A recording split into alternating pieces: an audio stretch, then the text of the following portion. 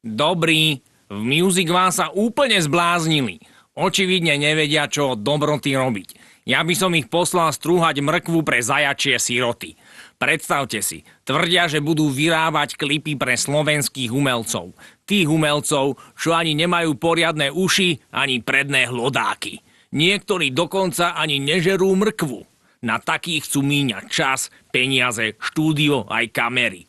Hovoria tomu, že videofabrik. Normálne stačí napísať, poslať nejakú vlastnú muziku a potom sa len dohodnúť, či sa bude robiť polhodinový akčný klip za 1 000 000 eur alebo nejaká štandardná trsačka za 100.